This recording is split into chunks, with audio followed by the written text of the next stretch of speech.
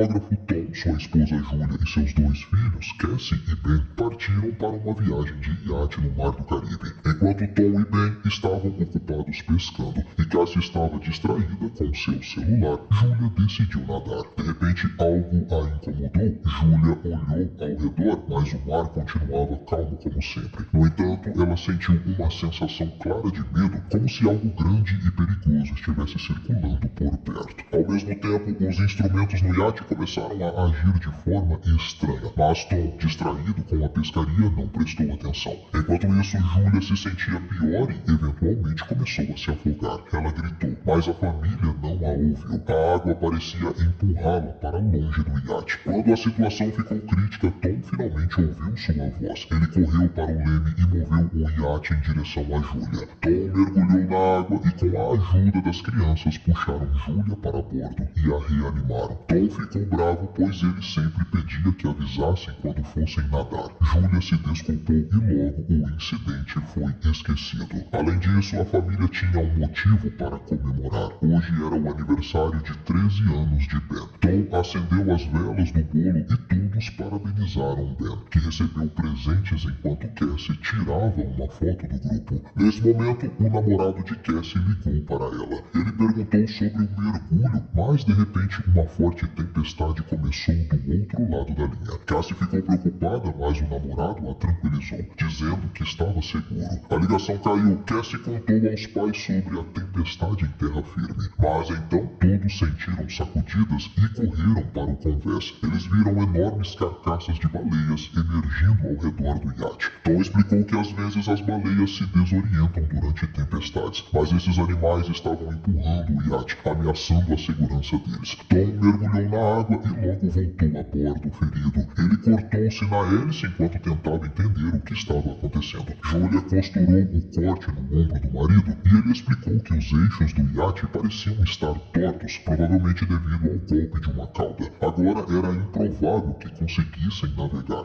Mais tarde, Cassie tentou restabelecer a comunicação, mas não havia sinal. O rádio também não captava nenhum sinal. Tom começou a calcular os suprimentos. Havia água suficiente para cerca de 4 dias, nada mais. No entanto, eles estavam em uma rota de navegação, então alguém deveria encontrá-los. Sons estranhos vinham de fora, e quando a família saiu para o convés, viu objetos brilhantes caindo do céu. Eles estavam caindo cada vez mais perto. Tom, correndo o risco, ligou o motor e conseguiu desviar o iate do próximo meteoro, mas o motor foi finalmente danificado. O objeto seguinte caiu tão perto que a família pôde ver que eram satélites artificiais da Terra. Um vento forte começou a soprar e os instrumentos enlouqueceram. A família, aterrorizada, se escondeu dentro do iate, que era sacudido pelas ondas. Eles colocaram coletes salva-vidas e se prepararam para o pior. Então, um estranho som de zumbido foi ouvido, causando sangramento nasal e náuseas. Tom tentou pedir ajuda com um sinalizador, mas foi em vão. A família mal sobreviveu à noite. Pela manhã ficaram aliviados ao se encontrarem vivos, mas havia um buraco enorme na lateral do iate, e não estava claro por que ainda estavam flutuando. A família saiu para fora e ficou paralisada de surpresa. A água havia subido e o barco estava parado em um afloramento rochoso no meio de um deserto pedregoso onde antes havia oceano. Algum tempo depois, Tom tenta tranquilizar sua família, dizendo que nem todos poderiam ter perecido.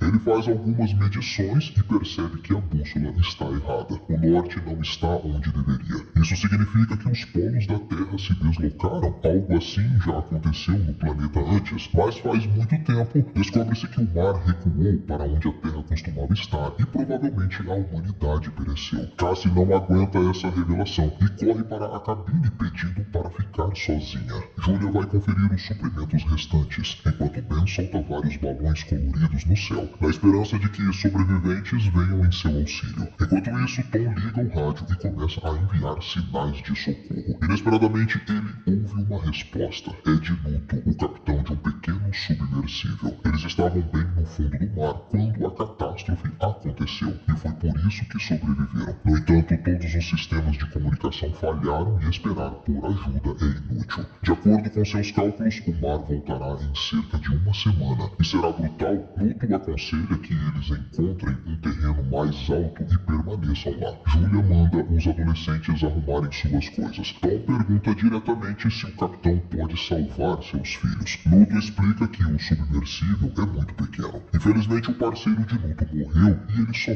pode levar uma pessoa. Após alguma insistência, Tom convence Luto a levar seus filhos e passa as coordenadas. Tom traça o caminho no mapa náutico e promete chegar ao local em alguns dias. Na manhã seguinte, a família está quase pronta para partir. Tom vai até o convés e de repente vê um homem com um cachorro se aproximando. Ele caminha em sua direção e o cumprimenta, mas percebe que o homem está ferido. Tom oferece um pouco de água ao viajante, que bebe e de repente acerta um soco no rosto de Tom. Julia vê a cena e corre para o marido. O viajante enfia uma lança improvisada no peito de Tom. O cachorro impede que Julia se aproxime e ela fica paralisada de medo, percebendo que não há como salvar seu marido. Ela corre para o iate, mas o homem a persegue, ferindo seu braço. Mesmo assim, Julia consegue subir no convés e os adolescentes, ouvindo seus gritos, correm para ajudá-la. Juntos, eles trancam as portas da cabine. Julia então esconde Cassie e Ben em um armário, dá à filha a pistola de sinalização e diz para atirar apenas como último recurso.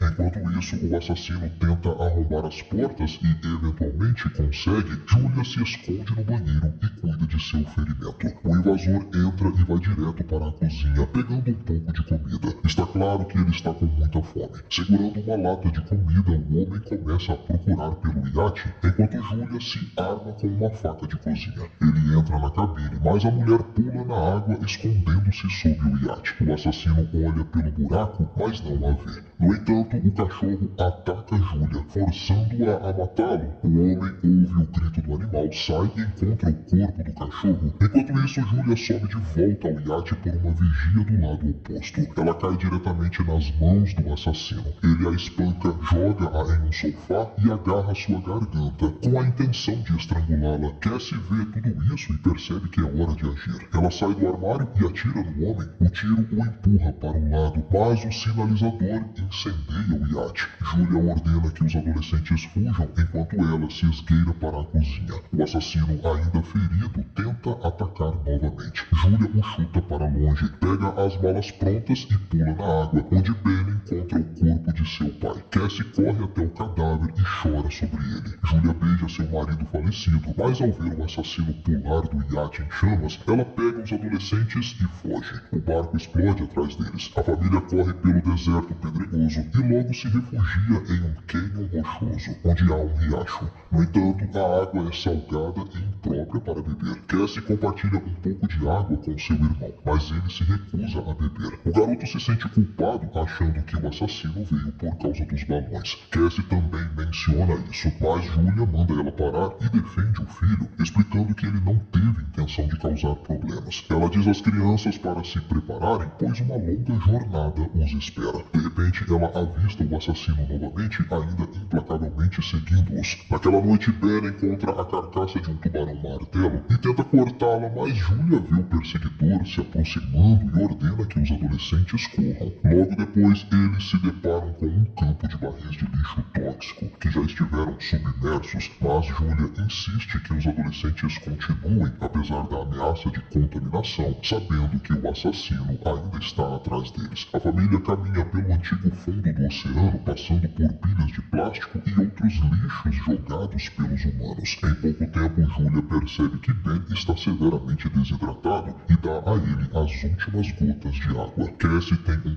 colapso, convencida de que não há chance de sobrevivência, mas Julia manda todos seguirem em frente. Eventualmente, eles encontram a fuselagem de um avião que caiu no mar há muito tempo e rastejam para dentro para descansar. Julia examina a última foto da família e relembra a história de seu primeiro encontro com Tom, que aconteceu no hospital onde ela trabalhava. Tom havia sido levado para lá com doença de descompressão após um mergulho mal sucedido. Os adolescentes choram ao lembrar do pai e dizem suas últimas despedidas. À noite, Cassie é acordada por um barulho e sai para se sentar perto do avião. Saindo da escuridão, o assassino se aproxima de Cassie, sem saber que a garota estava servindo de isca. Quando ele se prepara para agarrá-la, Julia o embosca, esfaqueando-o com uma faca. Ao amanhecer, a família se prepara para continuar a jornada, apenas para descobrir que o corpo do assassino foi devorado, um sinal de que algo ainda mais perigoso que humanos espreita no deserto. Eles seguem em frente. Julia consulta o mapa quando Ben de repente corre para frente. Sua mãe grita para ele parar, mas o garoto se joga em uma poça salgada e consegue beber alguns goles. Julia o arrasta para longe, mas o menino fica doente. Logo depois eles encontram algumas cadeiras de plástico e constroem um abrigo improvisado do sol.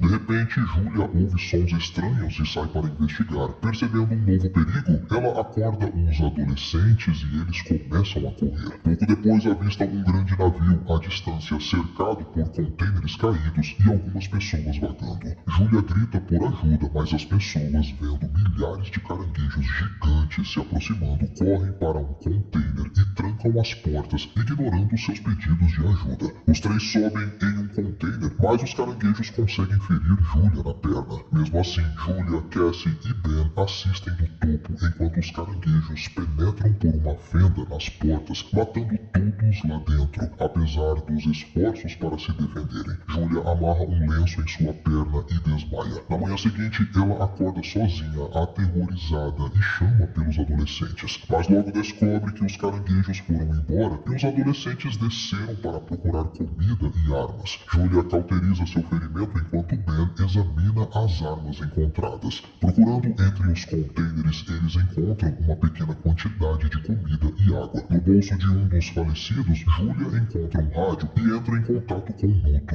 Ele responde explicando que também foi atacado por artrópodes do mar profundo. Com base em suas observações, o mar voltará em breve, e é por isso que as criaturas emergiram. Julia implora para que ele salve seus filhos, mas não sabe para onde ir, pois perdeu o mapa. Nuto dispara um sinalizador e Ben vê a direção, fazendo a família correr em direção a ele. Logo eles avistam um submarino amarelo à distância, mas chegar até ele é difícil devido ao terreno acidentado do antigo leito do mar. Cassie não gosta do modo como sua mãe fala sobre salvar os adolescentes, mas Julia se recusa a responder e continua empurrando a família para frente. Eles são forçados a atravessar um cânion contaminado com lixo tóxico. Em determinado momento são pegos em um deslizamento de pedras e Julia acaba se separando dos adolescentes. Ela ordena que continuem, mas Cassie se recusa. Julia implora para que salve seu irmão. Cassie e Ben conseguem sair do cânion e chegam ao submarino, mas dentro dele não há ninguém. De repente, Nuto, gravemente ferido, surge de trás do barco. Ele admite que não tem chance de sobreviver e ordena que os adolescentes subam a bordo. No entanto, Cassie volta para buscar sua mãe, que está lutando contra os caranguejos que estão surgindo, com suas balas quase acabando. Cassie sobe a barreira de rochas e estende a mão para sua mãe. Elas conseguem chegar ao submarino justamente quando os caranguejos invadem, matando Nuto. A família sobe a bordo e nesse momento uma onda do oceano aparece no horizonte. A água levanta o submarino e o arrasta sobre as rochas. Enquanto Julia observa, tudo o que aconteceu nos últimos dias passa diante de seus olhos. Ela desmaia. Quando acorda, percebe que o submarino está parado. Julia abre a escotilha e a família sai, apenas para encontrar uma cidade em ruínas levada pela onda. Terminando assim, Survive, filme de ficção científica, terror e ação de 2020.